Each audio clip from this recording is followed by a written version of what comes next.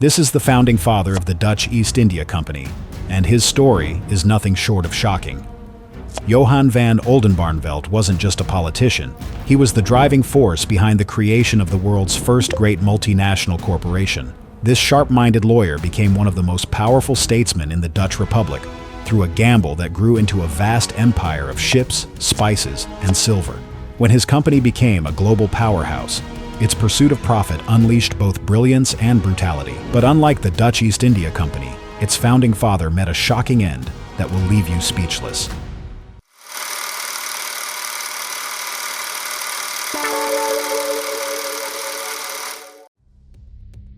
Background and early life of Johan van Oldenbarnevelt. Johan van Oldenbarnevelt was born in 1547 in the Dutch town of Amersfoort. It was a turbulent century in Europe. There were wars of religion, shifting alliances, and empires clashing for power. Into this chaos arrived Johan, the son of a reasonably well-off family, with enough means to give him a proper education. From early on, he stood out for his sharp mind and a restless ambition that didn't sit still for small-town life. His education was as international as it gets for a young Dutchman of that time. He studied law at Leuven, then traveled further afield to universities in Heidelberg, Bourges, and even Padua in Italy. These weren't just academic detours. They exposed him to different political philosophies, ideas about statecraft, and a network of contacts that would serve him later. When he returned to the Netherlands, Johan began practicing law. He quickly built a reputation as someone who could untangle complex cases and navigate the messy overlap of law and politics. But his career really took off when he tied his fortunes to the Dutch revolt against Spanish rule. He wasn't a soldier on the battlefield. He was a strategist, helping to shape the legal and diplomatic arguments that underpinned the rebellion. During the siege of Haarlem, and later the relief of Leiden, Johan's counsel was noted. He showed himself to be a man who could operate under pressure and balance ideals with hard pragmatism. By the 1580s, Johan's rise seemed unstoppable. He became pensionary of Rotterdam, and then in 1586, the land's advocate of Holland. This was effectively the highest civilian post in the province, and one of the most powerful positions in the Dutch Republic. From this seat, he would steer the young republic through some of its most decisive years. And it was here, with war still raging and trade routes shifting, that he began to see the possibilities of uniting Dutch merchants into something much bigger than loose trading ventures. Early moves toward trade and statecraft.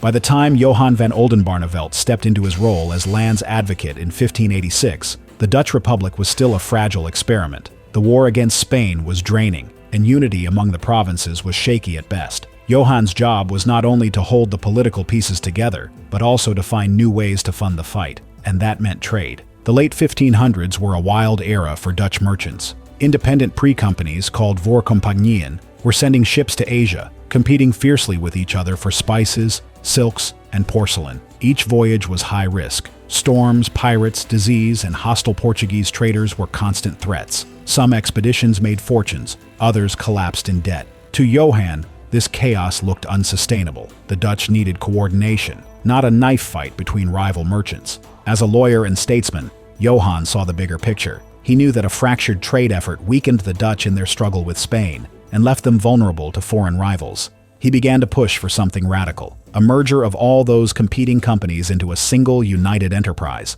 a monopoly. That way, Dutch traders could pool resources, share risks, and present a united front overseas. But this wasn't just about economics. Johan understood that trade could fuel the war chest. Every bag of nutmeg or pepper sold in Amsterdam meant more funds for ships, soldiers, and fortifications back home. If the Republic wanted independence, trade had to pay for it. And so, Johan began negotiating with merchant leaders, provincial estates, and the States General to make his vision a reality. Of course, not everyone was thrilled. Rival merchants resisted. Everyone was afraid of losing control. Provinces squabbled over where power would sit. But Johan's political skill and his ability to balance interests, smooth egos, and draft binding agreements kept the plan alive. He wasn't just thinking like a politician anymore. He was thinking like a founder. By the turn of the century, his efforts were gaining momentum. The Dutch were tired of infighting, and the lure of greater profits was irresistible. The stage was set for a single chartered company that could dominate the seas. And in 1602, thanks to Johan's relentless pushing, the Dutch East India Company would be born. Founding the VOC. The year was 1602. The The Dutch Republic was still at war with Spain.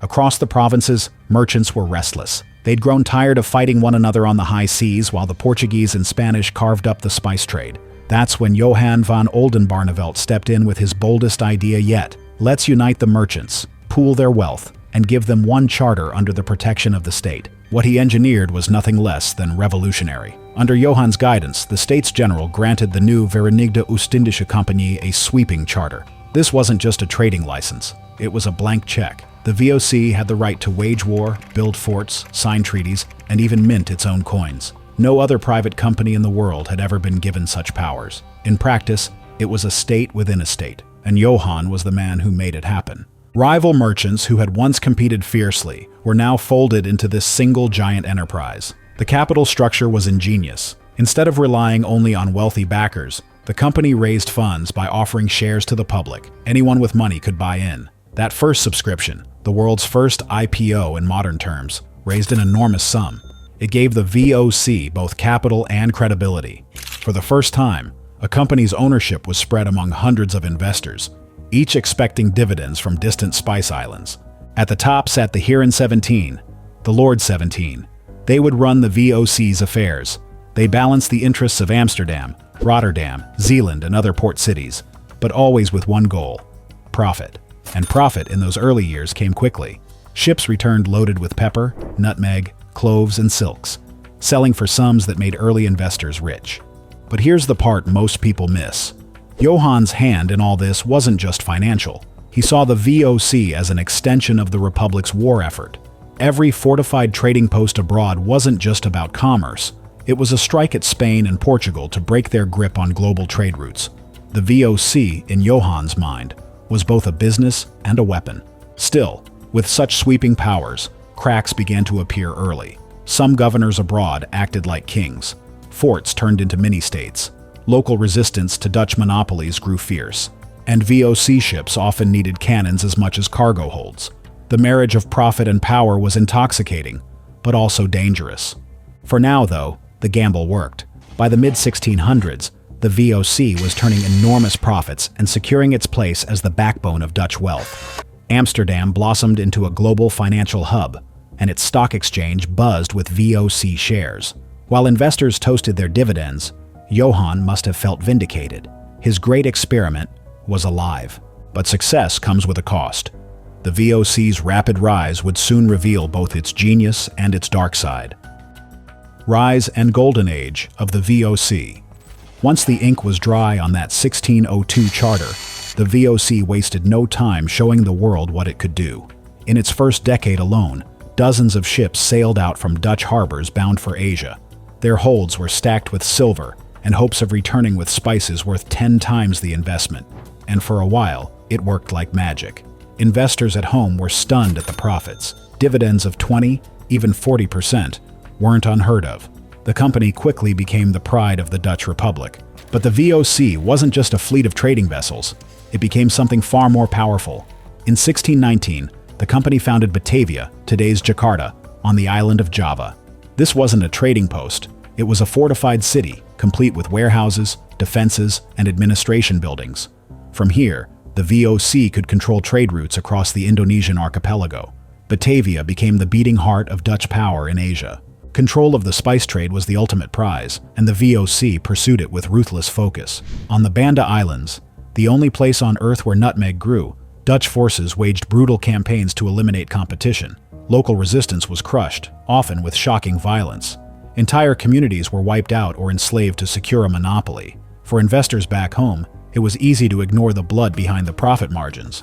For the people in Asia, the VOC was not just a trader, but a conqueror. And yet, for decades, this strategy worked. Dutch ships dominated routes from the Cape of Good Hope to Japan. The company secured clove supplies from the Moluccas, cinnamon from Ceylon, textiles from India, and tea from China. Each product was funneled back to Amsterdam and fed Europe's growing appetite for exotic goods. Above all, it cemented Dutch wealth. Ordinary citizens could now speculate on global trade, something unheard of just years earlier. The VOC's success rippled far beyond the trading floor. Dutch shipbuilding thrived to meet the company's demand for sturdy vessels. Ports like Amsterdam and Middelburg bustled with workers, sailors, carpenters, and merchants. The money flow financed Dutch art, science, and architecture. In short, it fueled the Netherlands' golden age. Without the VOC, Rembrandt's patrons and the canals of Amsterdam might never have existed. But even in its glory, there were cracks. Corruption seeped into the company's sprawling bureaucracy. Governors overseas often grew rich by skimming profits or running side deals. Communications between Amsterdam and Batavia took months, meaning directors in Holland had little control over what their men were doing half a world away. The Heeren 17 back home might have thought they were steering the ship, but in reality, local commanders often acted as kings. Another challenge came from competition. The English East India Company was founded just 2 years before the VOC, and it was determined to break Dutch dominance. Skirmishes erupted in Asian waters. Trade wars spilled over into actual wars between nations. For a time, the VOC held the upper hand, but the rivalry forced it to spend heavily on fortifications, fleets, and soldiers. That meant rising costs, even as investors demanded high dividends. Still, for over a century, the VOC stood as the world's first corporate superpower. It was a business, a military force, and a colonial authority all rolled into one, and it left a complicated legacy. On the one hand, there was wealth and innovation. On the other hand, violence and exploitation. Eventually, the weight of these contradictions would become too heavy.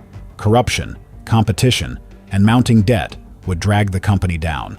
And just as the VOC began to stumble, Johan van Oldenbarnevelt, the man who helped create it, faced his own shocking downfall. Decline, crises, and dissolution.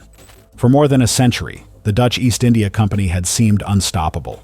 But like so many giants, its greatest strength eventually became its undoing. The VOC had built a global empire with ships, soldiers, and silver, but managing such a sprawling machine was expensive. By the 18th century, the cracks were no longer hidden. One of the biggest problems was cost. Maintaining forts, garrisons, and fleets across Asia drained the company's treasury. Wages for thousands of sailors and soldiers, along with constant wars against local rulers and rival Europeans, swallowed profits. The easy money days of the spice monopoly were over. Markets were shifting. Competitors, especially the English East India Company, grew stronger, and it cut into Dutch dominance. Then came corruption. With its headquarters half a world away from its colonies, the VOC could never fully control its governors. Many officials lived like kings. They avariciously lined their pockets with bribes or sold favors to local merchants. Reports of mismanagement flowed back to Amsterdam, but by the time they arrived, the damage was already done. Shareholders in the Dutch Republic demanded steady dividends, and the directors kept paying them, sometimes by borrowing. And this dug the company deeper into debt. The numbers tell the story. By the mid-17th century, profits had turned into losses. Debt piled up to staggering levels, while the value of VOC shares dropped. Attempts at reform came too late. A company once hailed as the pride of the Dutch Republic was now a bloated bureaucracy, weighed down by inefficiency and mistrust. Meanwhile, Johan van Oldenbarnevelt, the man who had pushed for the company's creation, never lived to see this decline. His own story had already ended in tragedy. Back in 1619, political tensions with Prince Maurice of Orange boiled over. Johan's moderate stance in a fierce religious conflict, the Arminians versus the Contra-Remonstrants, left him isolated. Accused of treason, he was tried in a highly biased court. Despite decades of service to the Republic, Johan was sentenced to death. At 71 years old, he was executed by beheading in The Hague. It's a shocking twist. The founder of the Dutch Republic's greatest corporate weapon, the man who engineered its first multinational giant, was cut down by the very state he had served. His creation, the VOC, would survive for almost 2 centuries after his death. But by 1799, even that empire collapsed, and its assets were nationalized by the Dutch government. What began as a bold dream of unity and profit ended in bankruptcy, blood, and betrayal. And yet, the legacy of both Johan van Oldenbarnevelt and the VOC continues to echo in the way we think about corporations and capitalism today. A parting shot. When you look back at Johan van Oldenbarnevelt's story, it's impossible not to be struck by the ironies. Here was a man who fought for Dutch independence, who believed in law, order, and pragmatic compromise, and who engineered one of the boldest experiments in global trade. He gave the Dutch Republic a tool that turned it into a world power. And yet, His own life ended without honor, with an executioner's sword on a cold morning in The Hague. The VOC itself followed a strangely similar arc. Born out of chaos, sharpened by ambition, and fueled by profit, it became the first great multinational corporation. It transformed Amsterdam into the financial center of the world, introduced the concept of public stock markets, and made ordinary citizens investors in global trade. At the same time, it built its fortune on monopoly, violence, and exploitation that left scars in Asia that lasted long after the company disappeared. By the late 1700s, the VOC collapsed under its own weight. Corruption, competition, and unsustainable costs turned the once mighty giant into a financial corpse. Its remains were absorbed by the Dutch state, a humbling end for what had been the pride of a nation. And so we're left with a paradox. The man who helped shape the Republic was executed as a traitor, and the company he inspired became a symbol of both brilliance and brutality. Together, they left behind a story that is as shocking as it is instructive, a reminder that empire, whether built by swords or shares, always carries a price. Do you think the VOC's model, part corporation, part empire, was visionary genius or a dangerous blueprint for abuse? Share your thoughts in the comments. We'd love to hear. For now, we're done. Catch you next time.